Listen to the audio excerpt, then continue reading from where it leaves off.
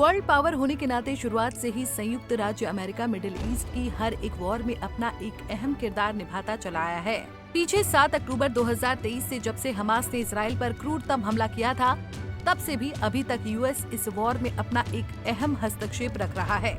अब जब Israel Hamas war इतिहास के ठंडे बस्ते में जाने को तैयार है, तो डोनाल्ड ट्रंप के एक बयान से विवाद खड़ा हो गया है। बीती 5 फरवरी को जब यूएस जाकर इजरायली प्रधानमंत्री बेंजामिन नेतन्याहू ने दोबारा से अमेरिका के राष्ट्रपति बने डोनाल्ड ट्रंप से मुलाकात की थी, तब ट्रंप ने उन्हें एक बड़ा आश्वासन देकर भेजा था। ट्रंप ने नेतन्याहू के साथ एक प्रेस ब्रीफिंग के दौरान कई सवालों के जवाब देते हुए एक बहुत बड़ी बात कह डाली थी। जब एक जर्नलिस्ट ने उनसे पूछा कि क्या सारे के सारे फिलिस्तीनी नागरिक गाजा पट्टी वापस लौटना चाहेंगे, इस सवाल के जवाब में डोनाल्ड ट्रंप ने खुद एक सवाल करते हुए कहा था कि वो वापस क्यों लौटना चाहेंगे। गाजा पट्टी एक नरक जगह बन गई है। ट्रंप ने आगे कहा था कि फिलिस्तीनियों को गाजा पट्टी छोड़कर मिस्र और जॉर्डन जाना अच्छा लगेगा। It would be my hope that we could do something really nice, really good, where they wouldn't want to return. Why would they want to return? The place has been hell. It's been one of the meanest, toughest places on earth. And right now, I've seen every picture from every angle, better than if I were there. And nobody can live there. You can't live there. So if we can build them through massive amounts of money supplied by other people, very rich nations, and they're willing to supply it. If we can build something for them in one of the countries, and it could be Jordan, and it could be Egypt, it could be other countries, and you could build 4 or 5 or 6 areas. It doesn't have to be one area, but you take certain areas and you build really good quality housing, like a beautiful town, like someplace where they can live and not die. Because Gaza is a guarantee that they're going to end up dying. The same thing's going to happen again. It's happened over and over again, and it's going to happen again as sure as you're standing there, Peter. So I hope that we could do something where they wouldn't want to go back. Who would want to go back? They've experienced nothing but death and destruction. Trump के इस बयान के बाद से मानो फिलिस्तीनियों के लिए गजा पट्टी से जातीय सफाई की आशंका बढ़ गई थी। लेकिन अब ट्रंप के इस गजा पलायन प्लान पर पानी फिर गया है।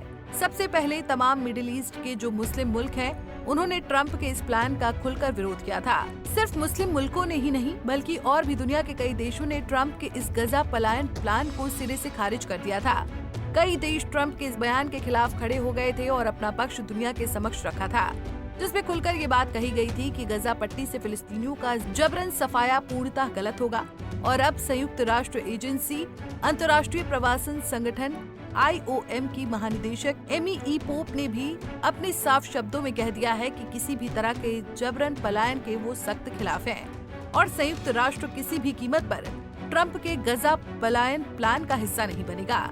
एमी ई पोप का ये बयान अब डोनाल्ड ट्रंप के लिए बड़ा झटका माना जा रहा है। बता दें कि एमी ई पोप संयुक्त राज्य अमेरिका की ही निवासिनी है और IOM की महानिदेशक होने के नाते वो दुनिया भर में होने वाले जबरन पलायन को रोकने का काम करती हैं।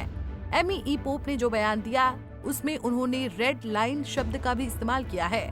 बीती 25 फरवरी मंगलवार को वेस्टर्न मीडिया से बात करते हुए उन्होंने कहा कि इंटरनेशनल माइग्रेशन फॉर माइग्रेशन गजा पट्टी से फिलिस्तीनियों को किसी भी तरह से जबरन निकालने का हिस्सा नहीं होगा। पोप ने कहा कि इस तरह का कोई भी विस्थापन इलाके की सरकारों के लिए रेड लाइन होगा।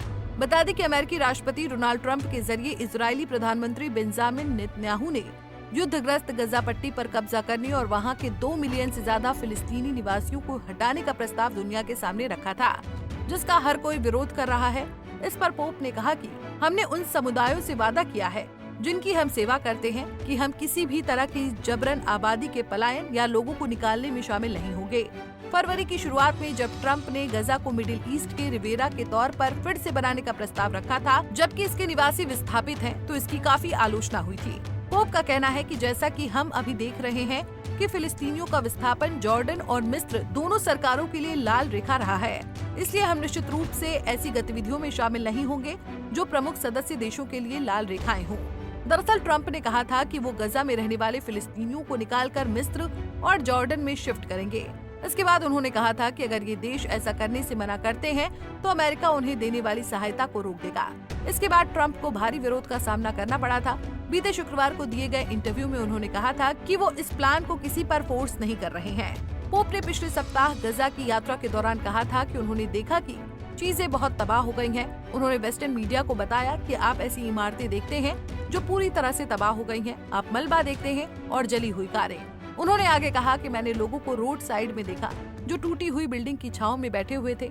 गजा पट्टी को लेकर एमई पोप का कैसा नजरिया है आप बखूबी समझ रहे हैं। ये हकीकत है कि गजा की दशा बहुत खराब है, क्योंकि गजा की नागरिक सुरक्षा एजेंसी ने बीते मंगलवार को बताया था कि पिछले हफ्ते से क्षेत्र में पड़ रही भीषण ठंड की वजह से 6 नवजात शिशुओं की मौत हो गई है। इजराइल पर हमास के हमले से शुरू हुई 15 महीने से ज्यादा की जंग की वजह से गजा का ज्यादातर हिस्सा बर्बाद हो गया है और इसकी अधिकांश आबादी विस्थापित हो गई है। अब देखना ये होगा कि संयुक्त राष्ट्र एजेंसी, अंतर्राष्ट्रीय प्रवासन संगठन IOM की महानिदेशक एमी पोप कितनी मजबूती के साथ फिलिस्तीनियों के साथ और अमेरिकी राष्ट्रपति के खिलाफ खड़ी रहती हैं। क्या वाकई में वो गजा पर यूएसए और इजराइल के अनुमानित कब्जे को रोक पाने में सफल हो पाएंगी या नहीं, ये भी देखने वाली बात होगी। Bureau report, Punjab Kesari TV. हमसे जुड़े रहने के लिए हमारे YouTube चैनल को सब्सक्राइब करें और नई वीडियो की नोटिफिकेशन के लिए बेल आइकॉन को दबाएं।